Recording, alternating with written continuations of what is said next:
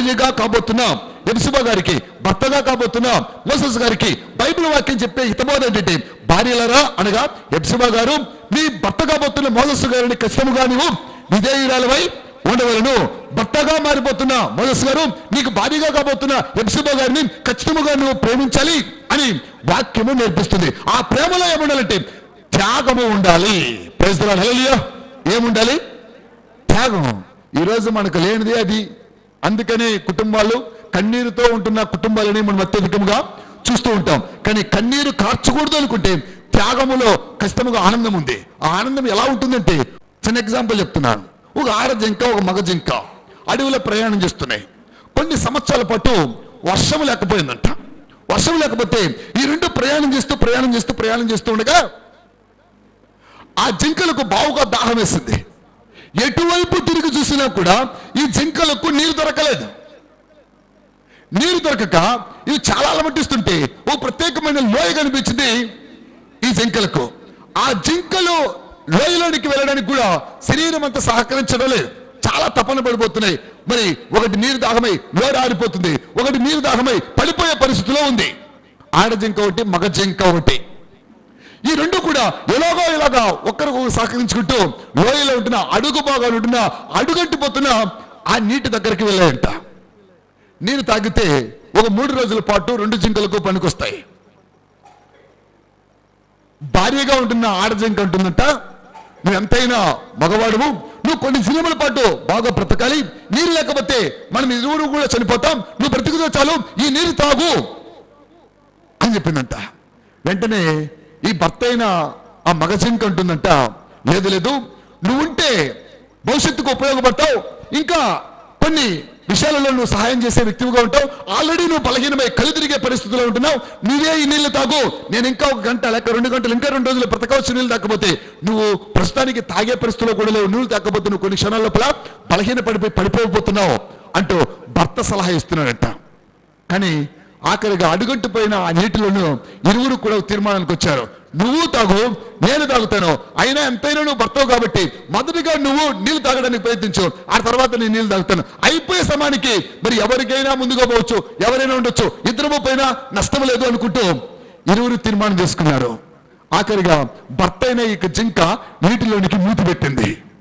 తనకు అనిపిస్తుంది, నేను తాగేశాననుకో కష్టముగా నా భార్యకు నీళ్లు తక్కువైపోతాయి, అందుకని నేను తాగినట్టుగా నటించాలంటూ జింక నీళ్ళలో నాలుక పెట్టి తాగినట్టుగా నటిస్తూ నోరు తడుపుకొని పైకి లేసి నాకు చాలు నీళ్ళు అంటూ.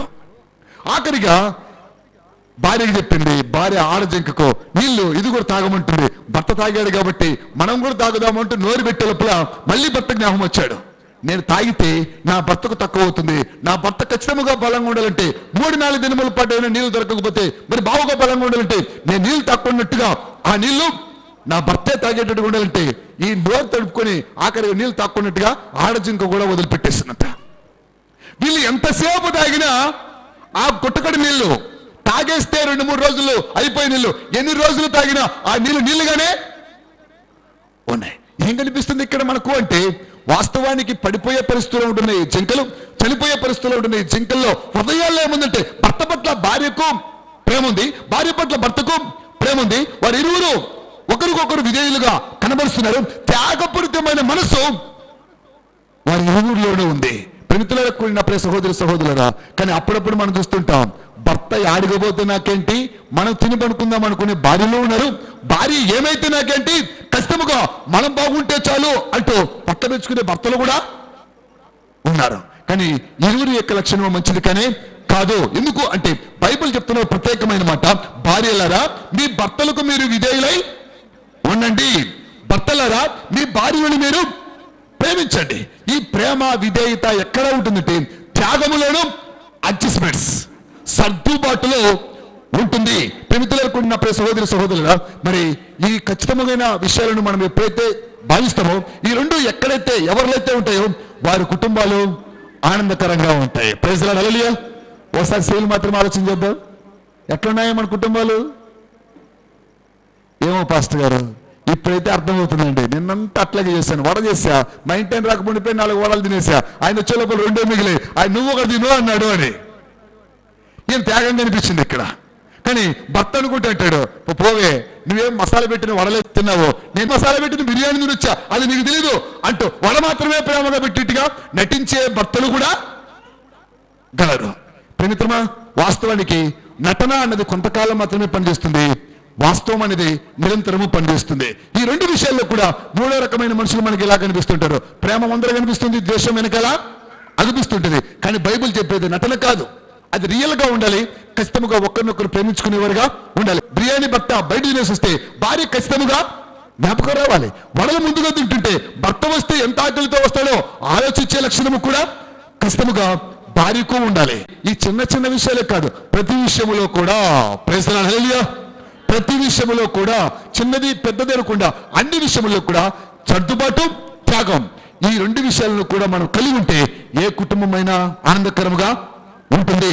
మరి మోసెస్ గారికి ఈ ఎంగేజ్మెంట్ రోజున ఇచ్చే సలహా, సర్దుబాటు నేర్చుకో, ఖచ్చితంగా నీ భార్య 9 సంవత్సరాలు ఆనందకరంగా ఉంటావు. యెహోషువకు నేను ఇచ్చే సలహా సేవకుడిగా త్యాగము సర్దుబాటు మీద రెండు కలిపి ఉంటే ఖచ్చితంగా నీ భర్తతో నువ్వు సస్యశ్యామలముగా ఆనందకరముగా అన్ని రకాలుగా ఆనందించడానికి అవకాశం ఉంటుంది.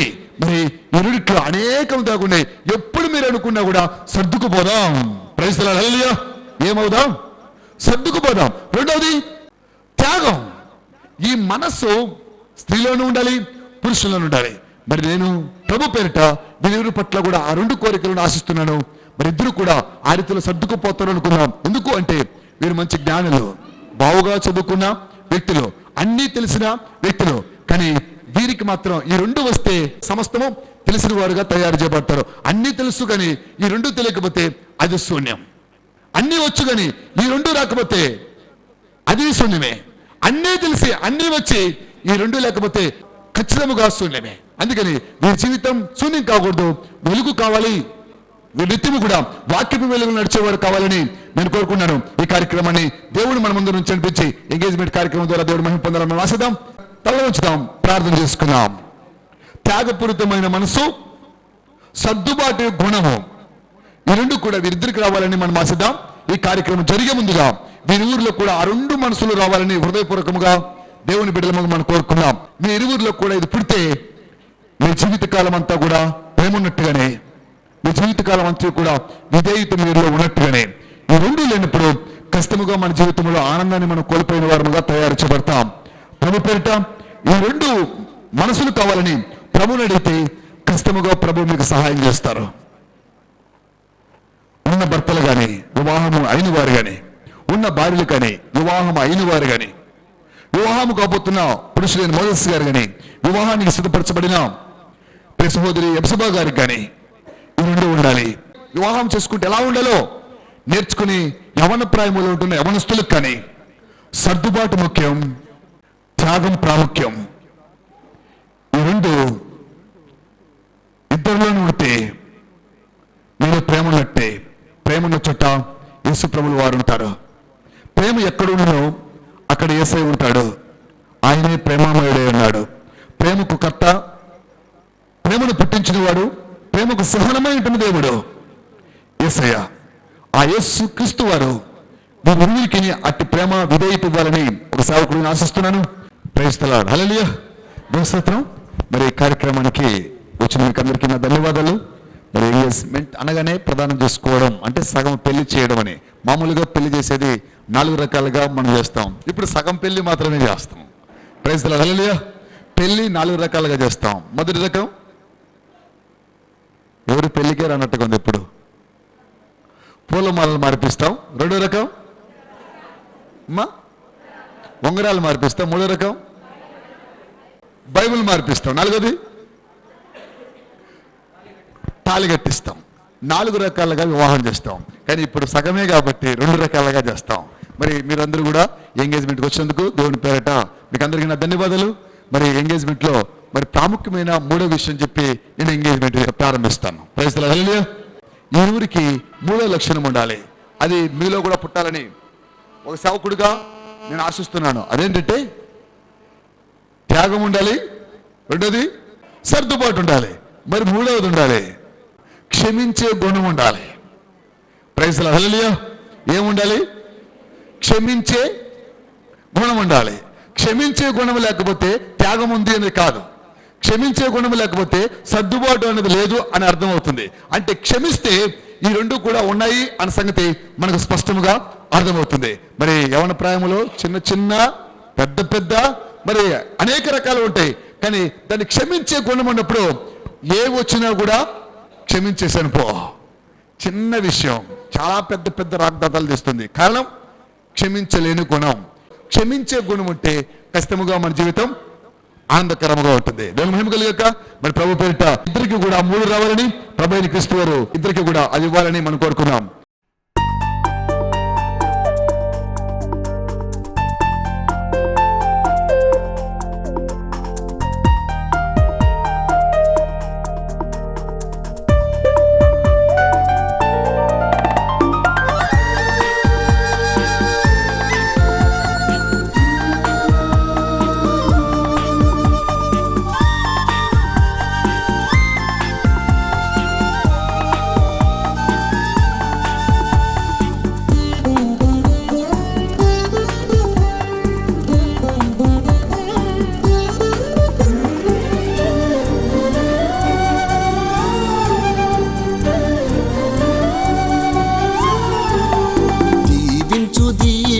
దీవించుమయ్యా, దివి నుండి దీవెన పంపించుమయ్యా.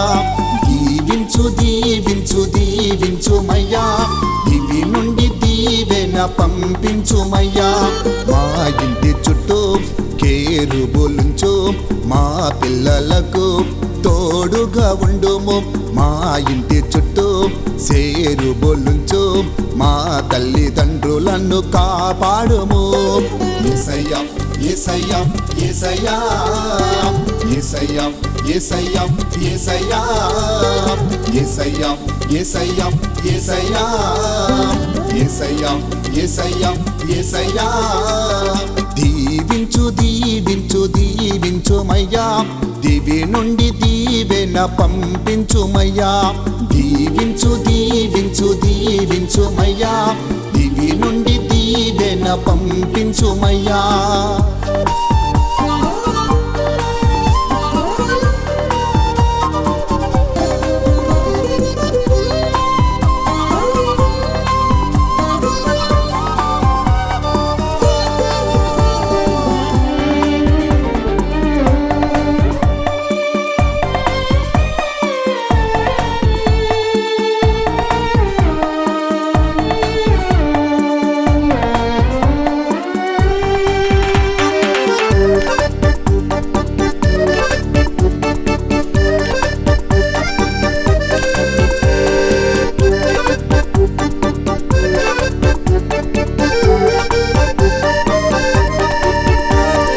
ఓబేదెదోమింటిలోని మందసముండా, ఓబేదెదోమింటి వారిని దీవించితివే.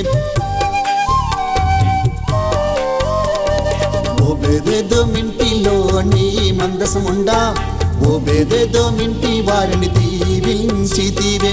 మా ఇంటిలోన నీ మందసముంచి, మా ఇంటి వారిని దీవించుము. మా ఇంటిలోన నీ మందసముంచి, మా ఇంటి వారిని దీవించుము. దీవించుమయ్యా, దివి నుండి దీవెన పంపించుమయ్యా. దీవించుమయ్యా, దివి నుండి దీవెన పంపించుమయ్యా.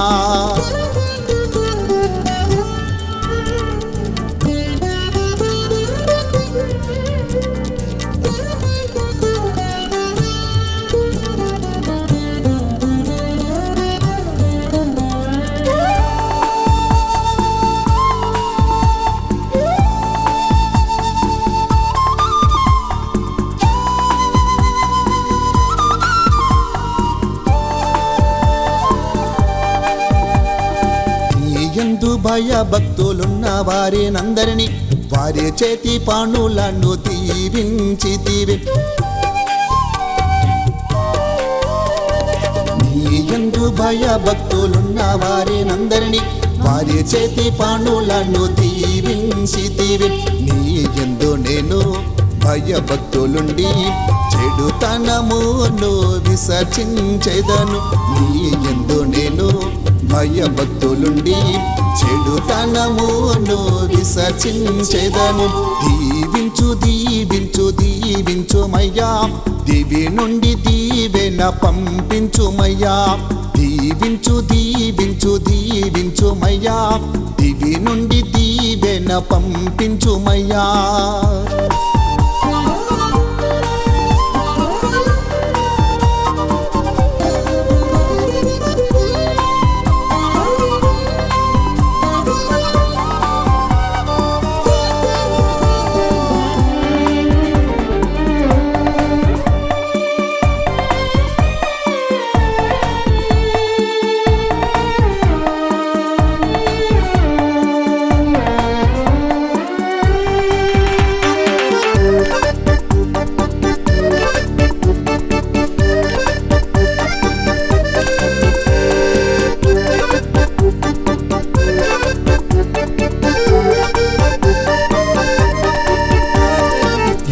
ఇంటి చుట్టూ నీ కంచె వేసి దినదినము వారిని దీవించితివి.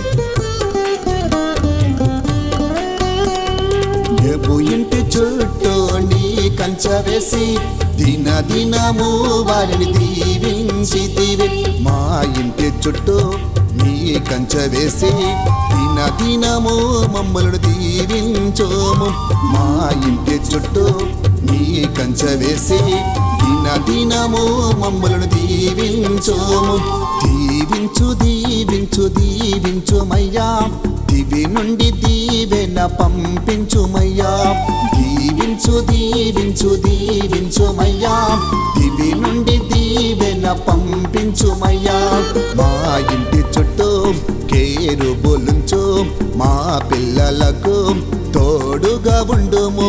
మా ఇంటి చుట్టూ సేరుబులుంచు, మా తల్లిదండ్రులను కాపాడుము.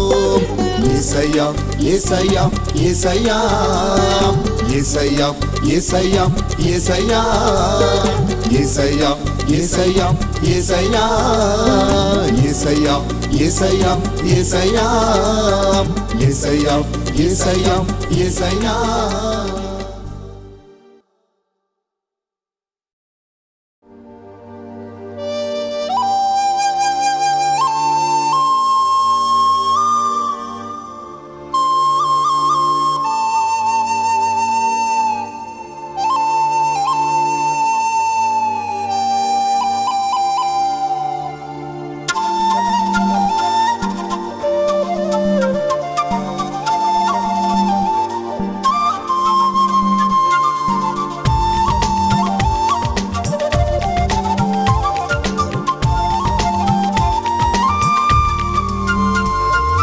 పుట్టక మునిపే నన్ను ప్రేమించింది యేసు ప్రేమ.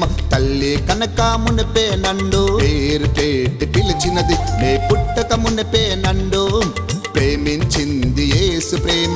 తల్లి కనక మునిపే నన్ను పేరు పెట్టి పిలిచినది. ఎంత గొప్ప ప్రేమో, ఎంతో గొప్ప ప్రేమ, ఎంత గొప్ప ప్రేమో, ఎంతో గొప్ప ప్రేమ. నా యేసు ప్రేమ, నా క్రీస్తు ప్రేమ, నా క్రీస్తు ప్రేమ, నా యేసు ప్రేమ, నా యేసు ప్రేమ, నా క్రీస్తు ప్రేమ, నా క్రీస్తు ప్రేమ, నా యేసు ప్రేమ. నే పుట్టక మునిపే నన్ను ప్రేమించింది యేసు ప్రేమ. తల్లి కనక మునిపే నన్ను పేరు పెట్టి పిలిచినది. నే పుట్టక మునిపే నన్ను ప్రేమించింది యేసు ప్రేమ. తల్లి కనక మునిపే నన్ను పేరు పెట్టి పిలిచినది.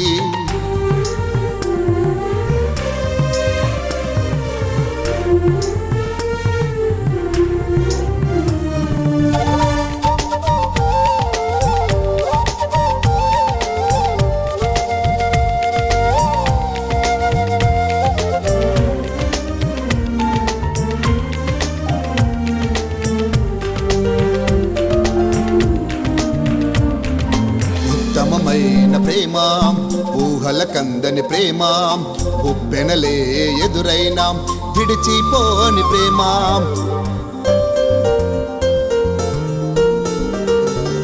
నిజమైన ప్రేమ, నింగి ఎగసిన ప్రేమ నిత్యము నన్ను చూచుచు కాయుచున్న ప్రేమ ఉత్తమమైన ప్రేమ ఊహల కందని ప్రేమ ఉప్పెనలే ఎదురైనా విడిచిపోని ప్రేమ నిజమైన ప్రేమ నింగికెగసిన ప్రేమ నిత్యము నన్ను చూచుచు కాయుచున్న ప్రేమ సాంద్రములన్నీ పొంగినను ఆర్పజాలని ప్రేమ తరములు యుగములు మారినను మార్పులేని ప్రేమ సాంద్రములన్నీ పొంగినను ఆర్పజాలని ప్రేమ తరములు యుగములు మారినను మార్పులేని ప్రేమ యేసు ప్రేమ నా క్రీస్తు ప్రేమ క్రీస్తు ప్రేమ నా యేసు ప్రేమ యేసు ప్రేమ నా క్రీస్తు ప్రేమ క్రీస్తు ప్రేమ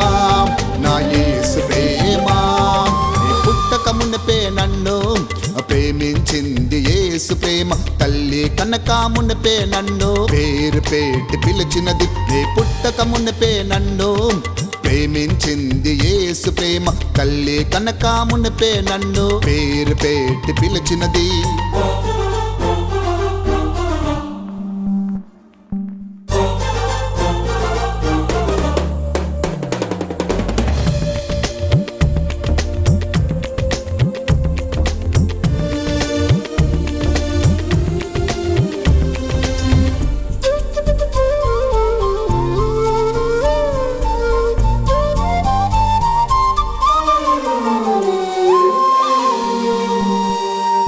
లోపము లేని ప్రేమ పరలోకం చేర్చే ప్రేమ దోషములన్నిటినీ కప్పుచున్న ప్రేమ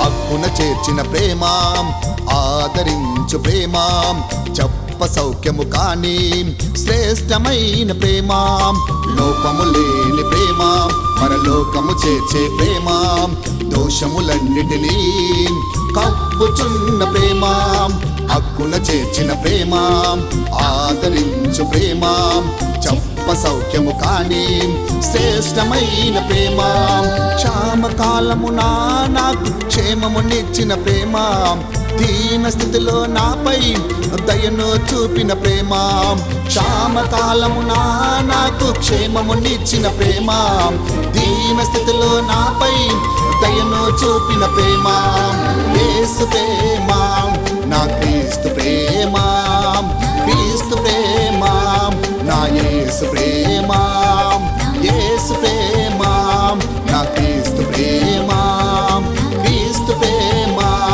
నా యేసు ప్రేమ నీ పుట్టక మునిపే నన్ను ప్రేమించింది యేసు ప్రేమ తల్లి కనక మునిపే నన్ను పేరు పెట్టి పిలిచినది నీ పుట్టక మునిపే నన్ను ప్రేమించింది యేసు ప్రేమ తల్లి కనక మునిపే నన్ను పేరు పెట్టి పిలిచినది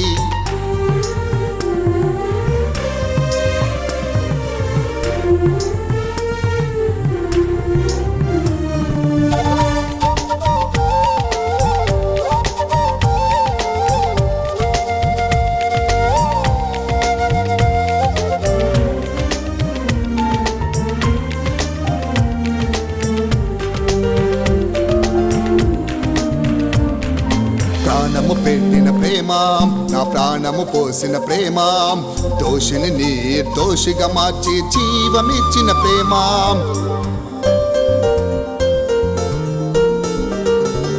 కపటము లేని ప్రేమ కల్వరిలోని ప్రేమ పాపిని శుద్ధిని చేసి పరమును చేర్చిన ప్రేమ ప్రాణము పెట్టిన ప్రేమ నా ప్రాణము పోసిన ప్రేమ దోషిని దోషిగా మార్చి జీవమిచ్చిన ప్రేమ కపటము లేని ప్రేమ కల్వరిలోని ప్రేమ పాపిని శుద్ధిని చేసి పరమును చేర్చిన ప్రేమ లోకం ఏకమైన మలినము కాని ప్రేమ ఈ లోక ప్రేమలన్నిటికంటే భిన్నమైన ప్రేమ లోకము ఏకమైన మలినము కాని ప్రేమ ఈ లోక ప్రేమలన్నిటికంటే భిన్నమైన ప్రేమ యేసు ప్రేమ నా క్రీస్తు ప్రేమ క్రీస్తు ప్రేమ నా యేసు ప్రేమ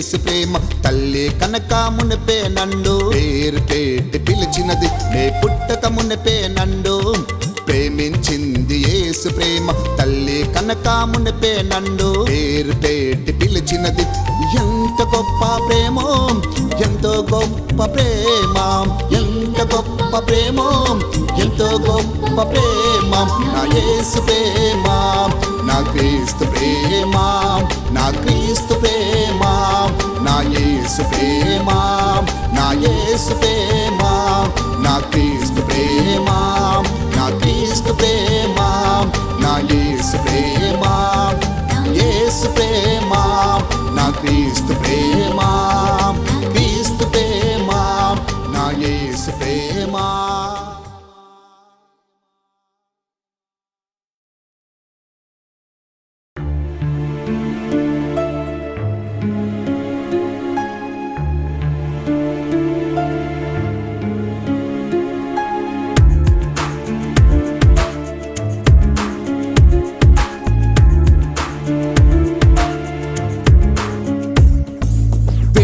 బంగారు కంటే సొత్తు సొమ్ము కంటే పెండి బంగారు కంటే సొత్తు సొమ్ము కంటే నీవిచ్చిన ధర్మశాస్త్రం నాకెంతో మేలు యేసయ్యా నీవిచ్చిన ధర్మశాస్త్రం నాకెంతో మేలు అందం చందము కంటే ఆస్తి పాస్తుల కంటే అందం చందం కంటే ఆస్తి పాస్తుల కంటే నీవిచ్చిన నిధి వాక్యం నాకెంత ప్రియము యేసయ్యా నీవిచ్చిన నిధి వాక్యం నాకెంత ప్రియము వెండి బంగారు కంటే సొత్తు సొమ్ము కంటే వెండి బంగారు కంటే సొత్తు సొమ్ము కంటే నీవిచ్చిన ధర్మశాస్త్రం నాకెంతో మేలు యేసయ్యా నీవిచ్చిన ధర్మశాస్త్రం నాకెంతో మేలు.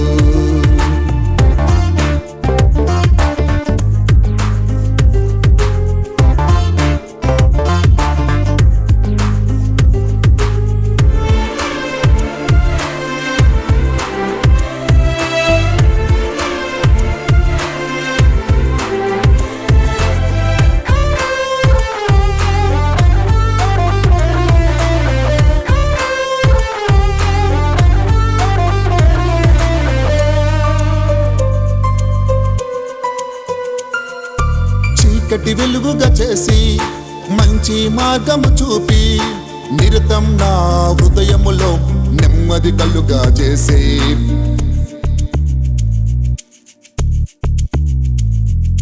చీకటి వెలుగుగా చేసి మంచి మార్గము చూపి నిరతం నా హృదయములో నెమ్మది కలుగా చేసి ఎండిన ఎడారి లాంటి నా జీవితమును ఎండిన ఎడారి లాంటి నా జీవితమును పచ్చని పంటగా మార్చినది నీ వాక్యమే పచ్చని పంటగా మార్చినది నీ వాక్యమే.